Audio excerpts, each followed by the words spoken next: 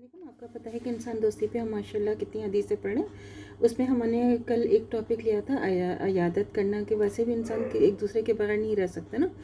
अयादत, जब इंसान कोई बीमार हो और उसकी हम अयादत के लिए जाएं तो उसका कितना अजर व सवाब है हमें पता होना चाहिए। और दूसरा जो है, जो बीमार शख्स होता है वो अपने आप को कितना अच्छा महसूस करता है और उसको अपनी अहमियत का जो अंदाज़ा होता है कि उसको भी कोई पूछने वाला है या उसको कोई पूछ रहा है, तो किस कदर उसके दिल को तसल्ली मिलती है और उसकी कितनी तबीयत, आधी तबीयत तो इंसान की वैसी खुश हो जाती है जब उसको पता चले कि उसकी किस कदर अहमियत है।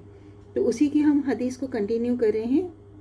अब हमारी हदीस है कि हज़रत अली रज़ी अल्लाह तआला अन्हु बयान करते हैं, जो शख्स शाम के वक्त किसी मरीज़ की अयादत करे तो इसके साथ 70,000 फरिश्ते निकलते हैं जो इसकी मग़फ़िरत के लिए दुआ करते हैं, यहाँ तक कि सुबह हो जाती है। इसके लिए जन्नत में एक बाग मुअय्यन किया जाता है। जो कोई सुबह के वक्त किसी मरीज़ की अयादत को आए तो उसके साथ भी 70,000 फरिश्ते निकलते हैं जो इसकी बख्शिश के लिए दुआ करते हैं, यहाँ तक कि शाम हो जाती है। इसके लिए भी बहिश्त में एक बाग मुअय्यन किया जाता है।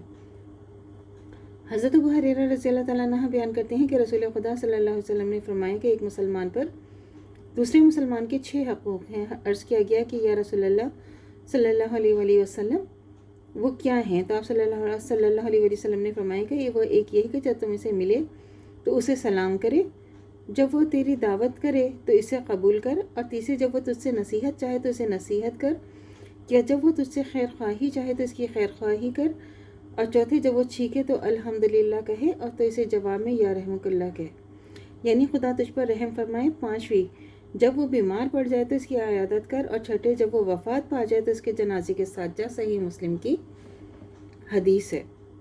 हज़रत जाबिर रज़ी अल्लाह तआला अन्हु बयान करते हैं कि रसूल खुदा सल्लल्लाहु अलैहि वसल्लम ने फरमाया कि जब कोई आदमी किसी मरीज़ की अयादत करे तो खुदा की रहमत में घुस जाता है।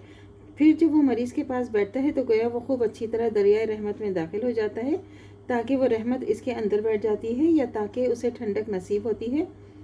हज़ूर सल्लल्लाहु अलैहि वसल्लम ने ये बात फरमाई या इसी के मानिंद कोई और बात फरमाई, ये मुअत्ता है। तो आप देखिए ना किस कदर अहमियत है कि जब कितनी अल्लाह ताला ने एक बीमार की ताज़ियत करने को भी किस कदर अपनी रहमत फरमाई है उसके ऊपर भी। और उस बात को हमें समझना चाहिए कि जो इंसान के ऊपर अल्लाह ताला ने बहुत हकूक़ रखे।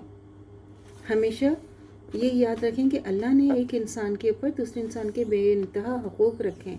अगर ये हकूक़ ना होते तो कोई किसी को पूछता भी नहीं, या ना ही कोई नेकी करता। तो अल्लाह ताला से दुआ करनी चाहिए जो हमारा ईमान है मरते दम तक कायम दायम रहे, ख़ात्मा बिल खैर ईमान पर हो।